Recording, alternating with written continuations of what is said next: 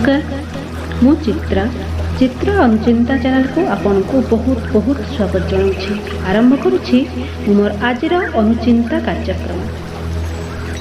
आज गोटे छोट लाइफ चेंजिंग हला भली कहानी मु आपन को सुनेबी। यह सुनिबा परे निजर नजरिया निश्चित चेंज हो जिवो। चलंतु आज सुनिबा लाइफ चेंजिंग हला भली गोटे छोट कहानी। रास्ता कड़े गोटे गुपचुप वाला ठिया होता है। जड़े युवक ता पाखक गुपचुप खाइबा आसला।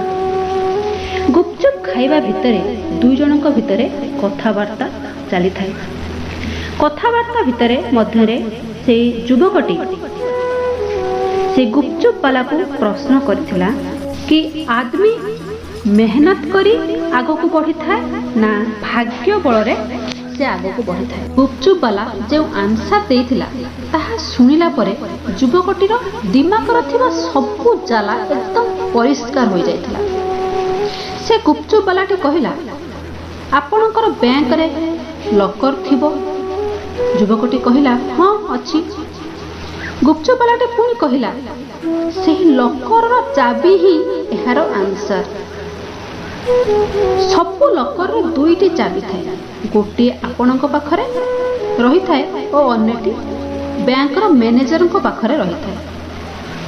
आपणक पाखरे जे चाबीटी से होची परिश्रम रो चाबी आ मैनेजर को पाखरे थिबा चाबी होची भाग्य रो चाबी। जे पर्यंत दुईटी चाबीर मिलन न होई थाए से पर्यंत से लक खोली न थाए।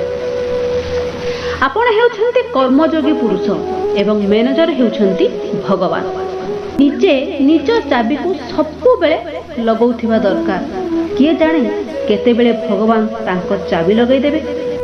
केबे एमिति न हेउ कि भगवान भाग्यर ताला बा भाग्य वाला चाबी लगौथिबे किंतु आमे हमर परिश्रमर चाबी लगै पर नथिबा ताला खोलिबारु वंचित होई जायथिबे। तेणु कहा जाए कर्म कर फल पाई चिंता न कर। जेमिति कर्म सेमिति फल बा भाग्य होता है।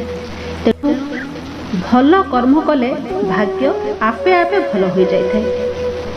ए थिला मोर आजिर गोटे छोट कहानी। आगो को एपरी अनेक नुआ नुआ वीडियो मु आपण मानक पाखक नै आसीबी। तेणु मो वीडियो को देखिबा पई मो चैनल को सब्सक्राइब करंतु। भल लागिथिले गोटे लाइक करंतु। आज पई रखुछि। नमस्कार।